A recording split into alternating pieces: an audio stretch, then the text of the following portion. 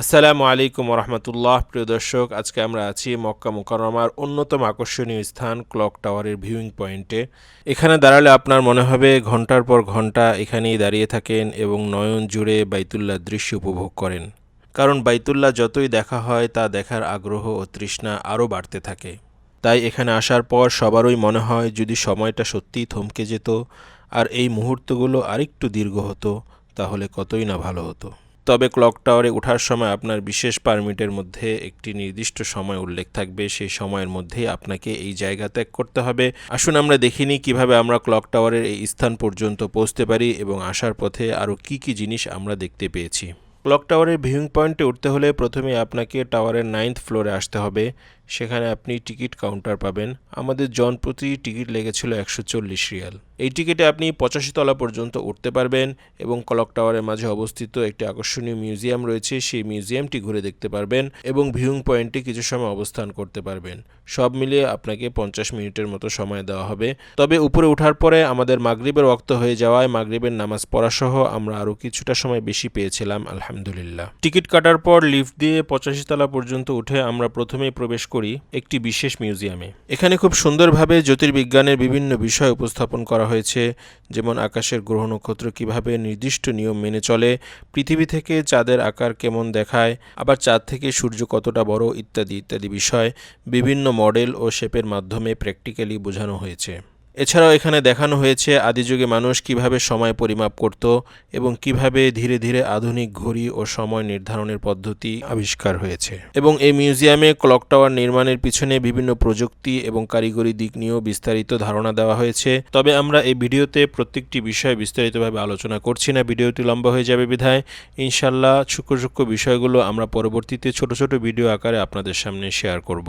অতএব যারা এই আপডেটগুলো নিয়মিত পেতে চাচ্ছেন আমাদের ফেসবুক পেজটি ফলো করে রাখুন এবং আমাদের ইউটিউব চ্যানেলটিও সাবস্ক্রাইব করে রাখুন।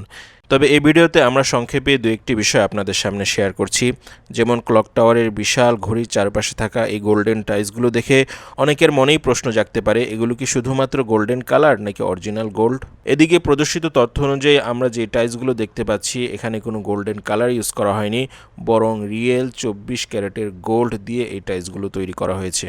টাইলস তৈরির প্রক্রিয়াটি এখানে বিস্তারিতভাবে দেয়া আছে।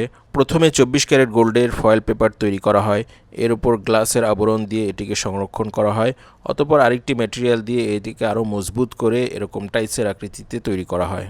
এখানে প্রদর্শন করা হয়েছে ক্লক টাওয়ার নির্মাণের শুরুতে 8টি ডিজাইন প্রস্তাব করা হয়। এরপর দীর্ঘ পর্যালোচনা এবং যাচাই বাছাই শেষে এই ডিজাইনটি চূড়ান্তভাবে নির্বাচিত হয়। এখানে 8টি ডিজাইনেরই নমুনা সংরক্ষিত অবস্থায় আছে এবং এই অংশে দেখানো হয়েছে ঘড়ির কালার দিনের বেলা এবং রাতের বেলা কেন পরিবর্তন হয়। দিনের বেলা ঘড়িটি আমরা সাদা ঝকঝকে দেখলেও রাতে কিন্তু এটি উজ্জ্বল সবুজ রং ধারণ করে, যা অনেক দূর থেকে সহজেই চোখে পড়ে।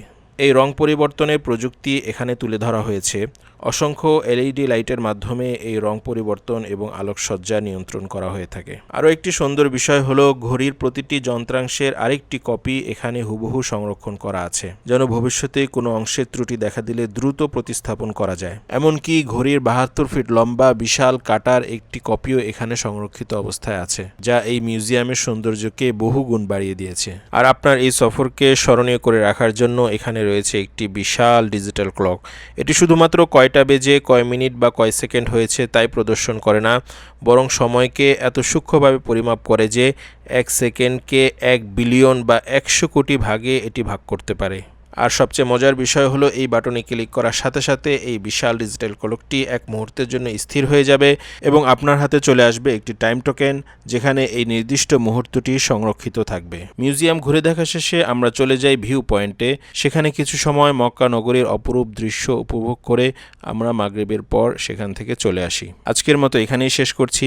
ভিডিওটি যদি আপনার ভালো লেগে থাকে তাহলে লাইক, কমেন্ট ও শেয়ার করতে ভুলবেন না। ইনশাআল্লাহ আবারও দেখা হবে নতুন কোনো ভিডিওতে।